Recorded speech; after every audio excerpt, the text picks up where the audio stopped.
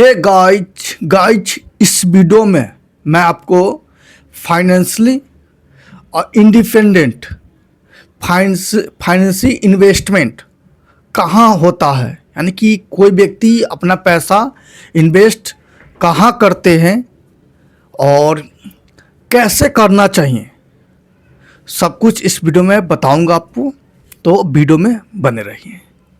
मैंने इससे पहले वाले वीडियो में बताया था कि लोग अपना पैसा क्यों जमा करते हैं।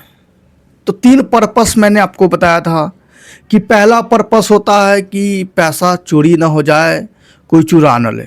दूसरा पर्पस था कि पैसा जो है बेफालतू खर्च ना हो जाए, क्योंकि व्यक्ति के पास बहुत सारी इच्छाएं होती है, उसे पूरा करने में बेफालतू पैसे खर्च ना हो जाए। और तीसरा कि उसका पैसा सुरक्षित रहे और महंगाई जो जिस दर से बढ़ रही है उससे कम्पीट करे, कम से कम उसके पैसा का जो वैल्यू है वो महंगाई के हिसाब से वर्ष टाइम टू टाइम इंक्रीज करे, उसको मैनेज करे। इसलिए मैं आपको तरीका बताया था पैसे जमा करने के लिए। तो पैसे जमा कहाँ होते हैं, मतलब आपको पैसा जमा करना है तो आप कहाँ कहाँ पैसा जमा कर सकते हो। तो मैं 3 टर्म बताऊंगा और मतलब कि इस तीनों टर्म में ही पैसा जमा होता है। पहला टर्म है लायबिलिटी। किसी इंसान का पैसा पहला है लायबिलिटी के रूप में जमा होते जाता है। मैं नहीं करूँ कि आप लायबिलिटी के रूप में जमा करो, बल्कि मैं ये बता रहा हूँ कि लायबिलिटी के रूप में भी पैसे जमा होते हैं। दूसरा है मनी के रूप में और तीसरा है एसेट के रूप में। यानी कि एक इंसान जो है पैसे जमा करेंगे तो मैंने 3 रूप में पैसे जमा कर सकते हैं। पहला लायबिलिटी के रूप में, दूसरा मनी के रूप में और तीसरा एसेट के रूप में। आपको मैं इतना आसान बताऊंगा कि आप फाइनेंस एक्सपर्ट हो, स्टूडेंट हो या नहीं हो, एक आम कॉमन पर्सन हो, तो आपको भी ये वीडियो समझ में आ जाएगा। इतना मैं इजी टर्म में बताऊंगा। लायबिलिटी, एक कॉमन पर्सन से पूछूंगा कि लायबिलिटी क्या होता है तो वो बोलेगा लायबिलिटी मीन्स कर्जा होता है। यानी कि हम बैंक से लोन लेते हैं, कोई चीज़ लोन पे खरीदते हैं और उसका पैसा मंथली EMI पे इंटरेस्ट भरते जाते हैं, कर्जा भरते जाते हैं। यानी कि वैसा पैसा जो दूसरे से लिया जाता है और उसे किस्त बाय किस्त उसमें बढ़ा करके दिया जाता है। मतलब लायबिलिटी उसके लिए सिर्फ कर्जा ही है, इतना ही जानता है। एक्चुअल में लायबिलिटी होता है यही है। लेकिन आप फाइनेंस का नॉलेज रख रहे हैं, फाइनेंस का एक्सपर्ट बनना चाहते हैं, तो यहाँ पे लायबिलिटी का मतलब वो नहीं होता है। यहाँ पे लायबिलिटी का मतलब होता है कि जो भी चीज़ वस्तु आप खरीदो या किसी से पैसे लो या कोई चीज़ वस्तु खरीदो, अगर उसका वैल्यू दिन पर दिन यानी कि हर डेली उसका वैल्यू जो है घटते जाए, वो लायबिलिटी होता है। ठीक है, जैसे कि मैं आपको एग्जांपल लूँ, आपने अपने घर के लिए घर पे एक कार खरीदे हो, कोई कार है, अभी आप शोरूम से कार खरीद के घर पे लाए और आप सोचे कि चल भाई इसका अभी प्राइस है 5 करोड़ है, मतलब कि 5 लाख है, 10 लाख का कार है। लेकिन जैसे ही आप शोरूम से बाहर निकला फिर आप सोचे नहीं इसको बेचने जाता हो, तो शोरूम वाला कहेगा नहीं अभी तो 5 लाख का नहीं है, 3 लाख का हो गया, 4 लाख का हो गया। आपको जस्ट लेके बाहर निकला हो तो कहा कि कार क्या है, एक लायबिलिटी है, इसका जो है वैल्यू घटते जाता है। यानी कि आपने शोरूम से बाहर निकाला, अब ये घटते जाएगा, आप इसका यूज करो ना करो ये घटते जाएगा। जितने टाइम इसको रखते जाओगे इसका वैल्यू घटते जाएगा, क्योंकि कार लायबिलिटी है। ओके,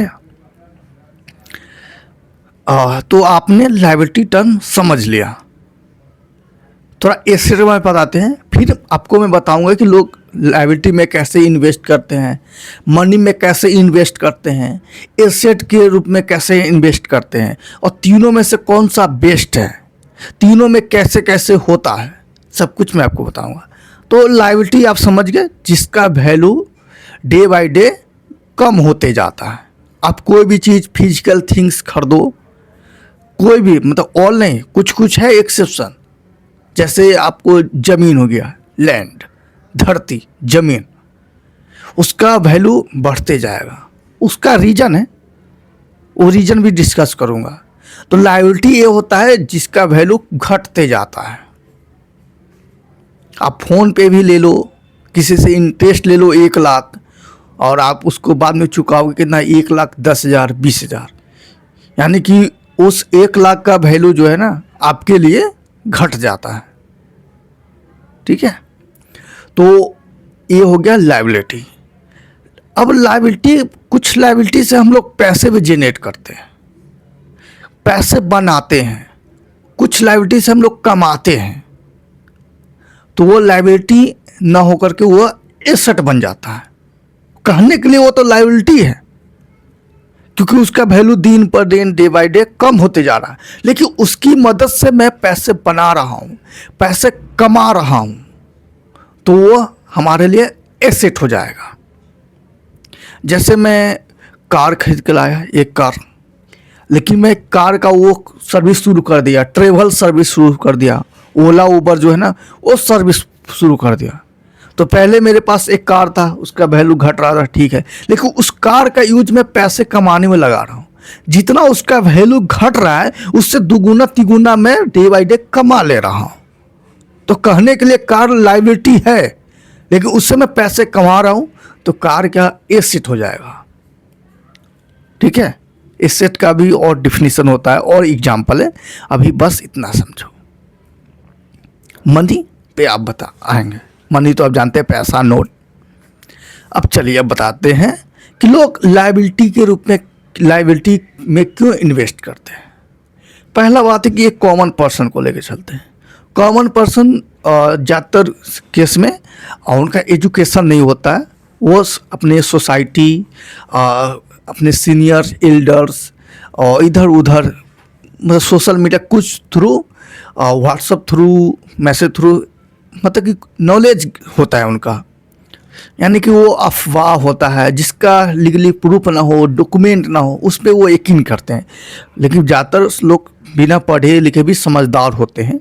ये नहीं करो कि कॉलेज गया तो समझदार है, कॉलेज जाने वाले भी इलिटरेट होता है, मतलब कि मूर्ख हो सकता है, और कॉलेज नहीं जाने वाला भी समझदार हो सकता है। तो मैं यहाँ पे किसी का वो नहीं करना चाह रहा हूँ, बल्कि मैं बता रहा हूँ कि एक कॉमन पर्सन है और वो पैसे कमाते हैं, दिन रात पैसे कमाते हैं, उसके पास पैसे आ जाते हैं, वो सोचते हैं कि भाई अब पैसे आ गया, और उसके पास ढेरों इच्छाएं हैं, उसको माने कि कार खरीद लूँ, महंगा फ़ोन खरीद लूँ, और अपने एक मकान का तल्ला इसको 4 मंजिल बना दूँ, 10 मंजिल बना दूँ, इतनी महंगी चीज़ खरीद लूँ। यानी कि वो खरीदने में फोकस करता है। वो जो चीज़ खरीद रहा है वो लायबिलिटी है, एसेट है, मनी टर्म है, क्या है कुछ नहीं पता है उनको। बस उसको लगता है कि भाई मुझे खरीदना ही है तो खरीदना है, ये मेरा शौक़ है, कार खरीदना, घर बनाना, ये मेरा शौक़ है। वो क्या है मैं बाद में चर्चा करूँगा, पर लोग इसको खरीद लेते हैं। वो लायबिलिटी, एसेट वेसेट उसको कुछ नहीं पता, पर वो एक्चुअल में खरीदते हैं, वो लायबिलिटी होता है।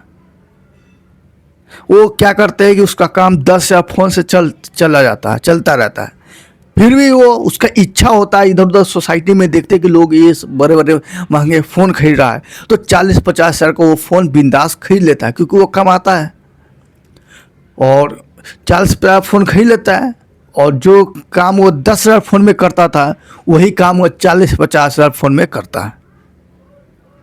और 40,000 फ़ोन का भी वो लायबिलिटी है, उसका भी वैल्यू घटते जा रहा है। एक टाइम आता है कि उसके पास कुछ पैसे ही नहीं बचते। इस कारण लोग फाइनेंस का कम नॉलेज के कारण लायबिलिटी में इन्वेस्ट कर देते हैं। इन्वेस्ट क्या, एक्सपेंस बोलेंगे उसको, खर्च कर देते हैं। इन्वेस्ट तो भाई रिटर्न आता, वो नहीं, एक्सपेंस कर देते हैं। घर भी बना लिए, मतलब कि आप एक ताला जो है, एक मंजिल में आप आराम से रह लेते हो, फिर भी आपके पास पैसा है, आपका मन है खर्चा करूँ, कहाँ खर्चा करूँ, कहाँ खर्चा करूँ, क्योंकि आपके पास खर्चा करने के अंदर से तलब आ रहा है, इच्छा आ रहा है कि खर्चा करो। तो 10 मंजिल, 5 मंजिल, 3 मंजिल बना लेते हो और वो मंजिल खाली रहता है, ऐसे शो के लिए लग रहता है।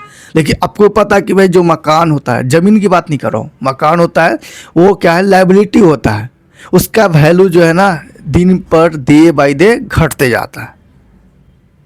तो आप समझ गए कि लोग लायबिलिटी में क्यों एक्सपेंस करते हैं, खर्चे करते हैं, क्योंकि उनको खरीदना होता है, जो मन में सूझ आता है, आस पड़ोस में देखते हैं, बस वो खरीद लेते हैं। तो आपको क्या करना है, आपको कोई चीज़ खरीदने से पहले सोचना है कि ये एक्चुअल में लायबिलिटी है कि एसेट है कि मनी टर्म में है। लायबिलिटी है तो क्या ये लायबिलिटी मुझे ग्रो करेगा, मेरे बिजनेस के लिए ग्रो में यूज होगा, या मुझे एक्चुअल में नीड है, या ये मैं लोगों को दिखावा के लिए खरीद रहा हूँ, क्यों खरीद रहा हूँ, आपको ये पता होना चाहिए। ठीक है, आप ये समझ रहे बात को। लायबिलिटी भी लोग खरीदते हैं, जैसे उनके पास दुकान है और गर्मी का मौसम है, तो कस्टमर लोग गर्मी की वजह से उसकी दुकान में ना करके किसी दूसरे दुकान पे जाता है जहाँ पे ठंडक माहौल है, एसी वेसी लगा हुआ है, तो वो भी सोचता है कि चल भाई मैं भी एसी खरीदूंगा। ऐसे तो एसी लायबिलिटी होगा, इसका वैल्यू घटते जाएगा घटते जाएगा, लेकिन एसी परचेस करने से बहुत सारे कस्टमर आएगा, यानी कि एसी के थ्रू वो पैसे कमाएगा। तो एसी उसके लिए लायबिलिटी ना होकर के एसेट हो जाएगा, वो तो मैं पहले ही बताया हूँ। ओके, अब बात करते हैं मनी के तौर में इन्वेस्ट करते हैं, यानी कि आप डेली कमाते जा रहे हो, पैसे कमाते जा रहे हो, 1 लाख 2 लाख जितना भी है सेविंग करते जा रहे हो। ठीक है, घर में चोरी ना हो जाए तो आप क्या करते हो, बैंक में जमा करते जाते हो। ठीक है, तो बैंक में जमा करते हो तो क्या होता है कि आपके पैसे सेफ रहते हैं। कम से कम 5 लाख तक आरबीआई गारंटी लेता है, वारंटी की भाई बैंक वाला दिवाला निकल जाए, बैंक वाला भाग जाए, फिर भी आपको 5 लाख रुपए सेफ रहेंगे, 5 लाख मैं दे दूंगा। उससे ज़्यादा रहेगा, भाग जाएगा बैंक वाला, तो कुछ कह नहीं सकता हूँ। तो लोग मनी के तौर में बैंक में सिंपल जाकर जमा कर देते हैं, डिपॉजिट कर देते हैं, उसे बोलते हैं कि भाई मैं इन्वेस्ट कर रहा हूँ, क्योंकि बैंक में 2-2.5% के हिसाब से बढ़ रहा है। ठीक है, मैंने इन्वेस्ट का तरीका पिछले वीडियो में बता रखा हूँ, इसलिए मैं यहाँ पे क्लियर नहीं बता रहा हूँ। तो लोग ऐसे मनी के तौर में इन्वेस्ट करते हैं, और लोग मनी के तौर में, और लोग जो है ना गवर्नमेंट का बॉन्ड्स खरीदते हैं, गोल्ड जो हो गया ETF, वो बॉन्ड्स खरीदते हैं। समझ रहे, यानी कि फिजिकल ना खरीद करके पेटीएम, गूगल पे जो UPI पेमेंट के थ्रू है, और जो जिसको आप छू नहीं सकते हो, अनटचेबल जो है, अनटेंजिबल बोलते हैं एसेट, और जिसे आप छू नहीं सकते उसे पैसे से खरीदते हो आपको। तो वो सब क्या है, मनी के तौर में इन्वेस्ट हो रहा है। आप किसी कंपनी का शेयर खरीद रहे हो तो कहने के लिए वो शेयर है, एसेट है, लेकिन वो भी आप मनी के थ्रू कर रहे हो, तो वो भी मनी में इन्वेस्ट हो रहा है। ठीक है, तो इस तरह लोग भी मनी में इन्वेस्ट करते हैं।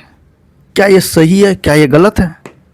यस, जब तक सिचुएशन सही होता है, वर्क का टाइम नहीं आता है, कोई चीज़ का कमी नहीं हो जाता है, तब तक मनी के टर्म में आप इन्वेस्ट करते हो तो सही है। लेकिन क्या है ना कि मनी जो है ना आम इंसान के हाथ में कंट्रोल नहीं है। आप कहोगे मेरे बैंक में ना 5 लाख पैसे पड़े हुए हैं, वाह वाह वाह, बल्ले बल्ले, कुछ भी हो मेरा 5 लाख सेव रहेंगे। लेकिन उस 5 लाख जो है ना एक तरह से वो लायबिलिटी है। क्यों लायबिलिटी है? आप कहोगे भाई वो 5 लाख सेव है, म्यूचुअल फंड में, इधर उधर फंड में सेव है, रखा हुआ है, और वो उसका प्राइस इंक्रीज होते जा रहा है, इस परसेंट के हिसाब से बढ़ते जा रहा है। महंगाई को काउंटर करके महंगाई से दुगुना की स्पीड से मेरा पैसा जो है बढ़ते जा रहा है। सही बात है, फिर भी मैं उसे लायबिलिटी बोल रहा हूँ। क्यों लायबिलिटी बोल रहा हूँ? क्योंकि उसका जो है ना, जो प्राइस इंक्रीज हो रहा है, डिक्रीज होगा, उसका कंट्रोल आपके हाथ में नहीं है। वो किसके हाथ में? वो गवर्नमेंट के हिसाब से, गवर्नमेंट के हाथ में है। गवर्नमेंट जब चाहे आपके बैंक में जो 5 लाख पड़ा है ना, उसका वैल्यू जीरो कर सकता है, 5 लाख से वैल्यू घटा सकता है। कैसे घटा सकता है? तो मान लो कि पैसे पड़े हैं 5 लाख, आप करो कि मेरा पैसा बढ़ रहा है 10%, 20%, 30% बढ़ रहा है। मान लो कि 5 लाख रखे हो तो 6 लाख हो गया, 1 लाख बढ़ गया। ऐसे इम्पॉसिबल है, पर मान के चलते कि 6 लाख हो गया। पर गवर्नमेंट ने ऐसा सिस्टम कर दिया कि कुछ पैसे एक्स्ट्रा छाप दिए, एक्स्ट्रा नोट छाप दिए, 2-3 लाख, करोड़, 200-300 करोड़ एक्स्ट्रा छाप दिए। तो एक्स्ट्रा पैसा छापने से जो 6 लाख का आपका एक्चुअल वैल्यू होता वो घट गया। गवर्नमेंट जितना एक्स्ट्रा नोट छाप देगा उतना ज़्यादा आपका जो है ना पैसे का वैल्यू घट जाएगा। कहने के तो वो सेफ है, लेकिन उसका वैल्यू गवर्नमेंट ने एक्स्ट्रा नोट छाप करके घटा दिया। कुछ नोट को बंद करके स्टोर करके भी आपका वैल्यू, जो पैसे का वैल्यू, उसको बढ़ा भी सकता है और ज़्यादा नोट छाप कर घटा भी सकता है। आप बहुत सारे देश में, फॉरेन में सुने होंगे, मुझे याद नहीं है ऐसे कन्फर्म, जैसे वेनेजुएला ऐसे कुछ करके देश है जहाँ पे लोग ने एक बार वहाँ का गवर्नमेंट ट्राई भी किया था कि चल भाई गरीबी को दूर करते हैं, पैसा एक्स्ट्रा छाप देते हैं। एक्स्ट्रा छाप देने से क्या होता है कि वहाँ का जो गुड्स है, मटेरियल है, खाने वाली चीज़ है, वो तो सीमित ही है, लेकिन ज़्यादा पैसे आ जाएंगे तो क्या कि ज़्यादा पैसे आ गया और चीज़ें कम है, शॉर्टेज है, तो पैसे का वैल्यू जो है ना घट गया। अब इतना पैसे लेके जाओगे तो थोड़े सामान मिलेगा, समझ गए। और ऐसा ये भी कहा जाता है, और मैं कंफर्म नहीं हूँ, लेकिन एजम्पशन मैं कर रहा हूँ कि जो गवर्नमेंट है, इंडियन गवर्नमेंट हो चाहे फॉरेन गवर्नमेंट हो, और वो उतना ही करेंसी जो है ना छापता है, नोट छापेगा जितना उनके पास सोना होता है। अगर इंडियन गवर्नमेंट जो आरबीआई है, इंडियन गवर्नमेंट, उनको 1 लाख नोट छापना है, 1 लाख वैल्यू का नोट छापना है, 1 लाख नोट, 10,000 का, 5,000 का, सॉरी मतलब कि 500 का, 1,000 का, 100 का, 10 का, 5 का नोट छापना है, तो उतना सोना, जितना पैसा वो छापेगा, उस पैसे के वैल्यू के बराबर जो सोना होगा वो आरबीआई को देगा। तो आरबीआई उस सोने के बदले उतना ही नोट छाप कर देगा। ठीक है, यानी कि कहने का मतलब कि नोट का जो वैल्यू है वो सोना पे डिपेंड हो रहा है। अगर इंडिया में क्या है कि सोना ज़्यादा मिल जाएगा, कहीं सोना खदान खुला और सोना का खदान पता चल गया, तो इंडियन सरकार को, गवर्नमेंट को सोना ज़्यादा मिल गया, तो क्या करेगा? उस सोने को उठाएगा, आरबीआई को देगा, भाई ये ले सोना, इसके बदले नोट छाप के दे। तो नोट छाप के देगा तो फिर आपके पैसे का वैल्यू घट जाएगा, समझ गए। और क्या हुआ कि इंडिया में सोने की कमी हो जाए। अब क्या है कि इंडियन गवर्नमेंट जो है पैसे एक्स्ट्रा नहीं छपवा पा रहा है, कुछ छपवा रहा है तो आरबीआई बोल रहा है सोना दो, सोना, क्योंकि सोने के बदले ही मैं नोट छाप के दूंगा। तो वहाँ पे क्या होगा कि, तो क्या करेगा, इंडिया गवर्नमेंट नोट देगा और उसके बदले सोने आरबीआई से रिटर्न लेगा।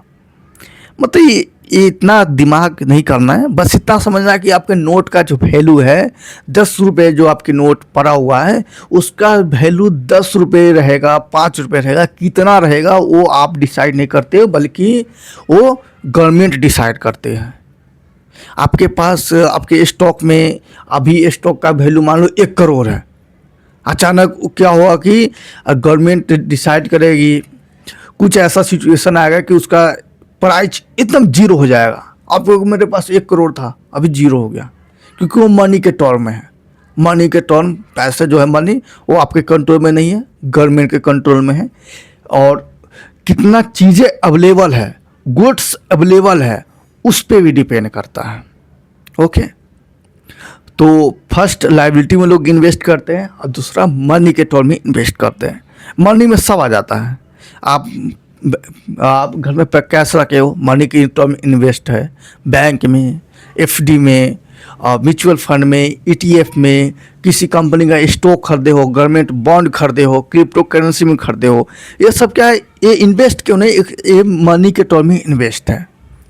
ये इसका वैल्यू कब बढ़ेगा कब घटेगा वो आपके हाथ में नहीं है, मतलब आपके हाथ में है नहीं, मतलब कि आपके हाथ में नहीं है, यानी कि वो सुरक्षित नहीं है।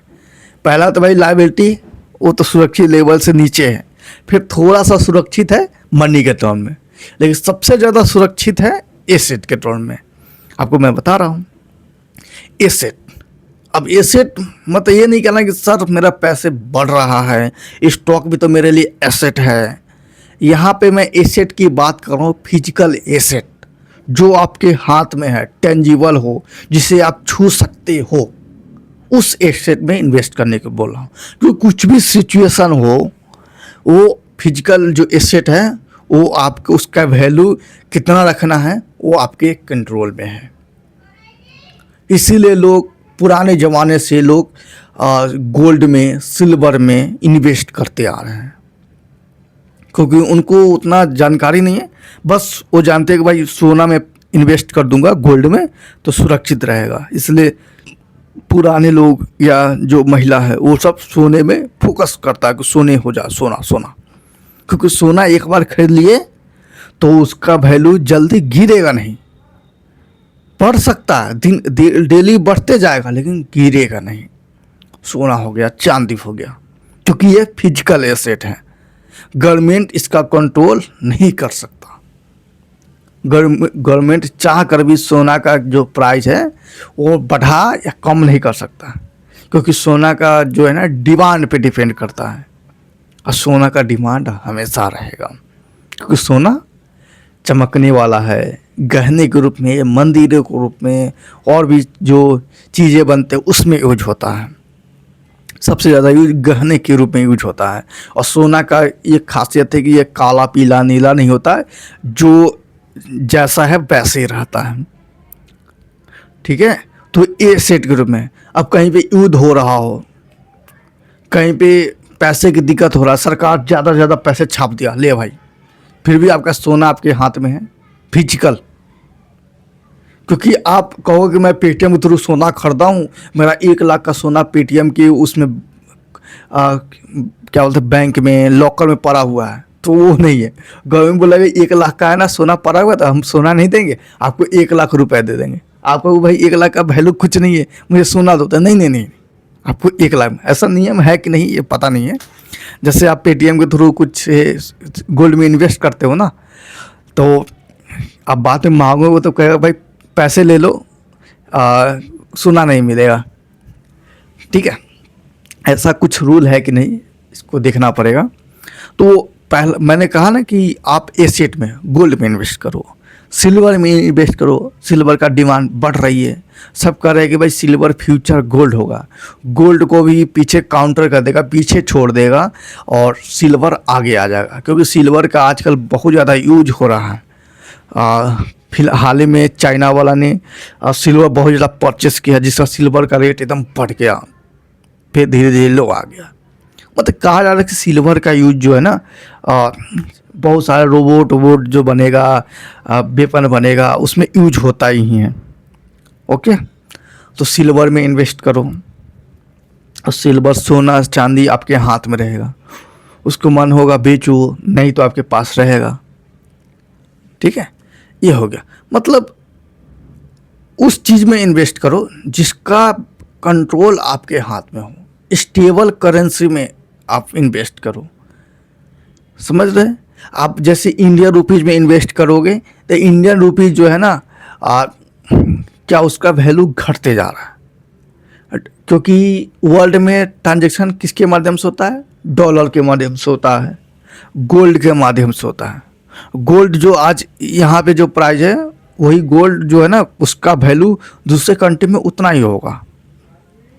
ठीक है, लेकिन अभी यहाँ इंडियन रुपीज़ का जो वैल्यू है, दूसरे कंट्री में उसका वैल्यू कम हो जाएगा और वैल्यू कमते जाएगा। आप पहले $1 में इतना रुपए आ जाता था, $1 इतना रुपए के इक्वल था। आज $1 में बहुत ज़्यादा रुपया चाहिए तभी $1 के बराबर होगा। आप दूसरे कंट्री से कोई चीज़ खरीदना चाह रहे हैं और वो $10 का है, तो उस $10 को पाने के लिए आपको बहुत ज़्यादा रुपए खर्च करने पड़ेंगे। पहले कम था, यानी कि अदर कंट्री के तुलना में, अदर कंट्री का जो करेंसी है उसके तुलना में इंडियन की करेंसी है जो डाउन होते जा रहा है। ओके, लेकिन अगर एसेट है तो आप अदर कंट्री का भी करेंसी को काउंटर कर सकते हो। आपको भाई मैं डॉलर में नहीं खरीदूंगा, मेरे पास गोल्ड है, गोल्ड के फॉर्म में खरीदूंगा, सिल्वर के फॉर्म में खरीदूंगा, इस एसेट के फॉर्म में खरीदूंगा। ओके, तो आपको उस करेंसी में इन्वेस्ट करना चाहिए जो स्टेबल हो, जिसका वैल्यू जो है ना बढ़े या स्थिर रहे। ओके, तो ये कुछ एसेट था, मैंने आपको बता दिया। और भी एसेट हैं, जैसे आपकी स्किल, आप अपनी स्किल पे काम करो। स्किल कुछ भी स्किल हो सकता है, डिजिटल मार्केटिंग, ग्राफिक्स, कुछ भी, बहुत सारा स्किल है। वो आपका क्या है कि उसका डेप्रिसिएट होगा ही नहीं। दुनिया में कोई भी सिचुएशन आएगा, आपका डिमांड रहेगा। डिमांडेबल स्किल होना चाहिए तो और बढ़िया। जैसे आप पाइप बना देते हो, बोल्ट जोड़ देते हो, आप मोबाइल कुछ बना देते हो, जो डिमांडेबल स्किल है उसमें आपकी पकड़ है। आप अपने पैसे को डिमांडेबल स्किल में इन्वेस्ट कर रहे हो तो आप वाह वाह, मतलब आपको कोई मात दे नहीं सकता है। समझ रहे? तो ये 3 चीज़ें फ्यूचर में आप संभल जाना, अभी संभल जाना। आप ये मत सोचा कि मेरे बैंक में पैसे पड़े हुए हैं, उसका वैल्यू कभी भी 0 हो सकता है। तो फिजिकल एसेट पे ध्यान दो, भले उसका रिस्क तो होता है, ठीक है, लेकिन उसे आप बैंक में लॉकर में रख सकते हो, उसके बदले लोन ले सकते हो, ऐसा कुछ। और दूसरा, डिमांडेबल स्किल पे काम करो जो डिमांडेबल हो, क्योंकि आप किसी के काम आओगे ना। आप अपना स्किल का यूज करके किसी का वैल्यू जनरेट करोगे, काम आओगे, तो उस वैल्यू के बदले लोग आपको कुछ ना कुछ देंगे। आपको अगर खाना बनाने आता है, लोगों का पेट भरने आता है, लोगों का टेस्ट ध्यान रखने आता है, तो लोग टेस्ट के बदले आपको कुछ ना कुछ देंगे।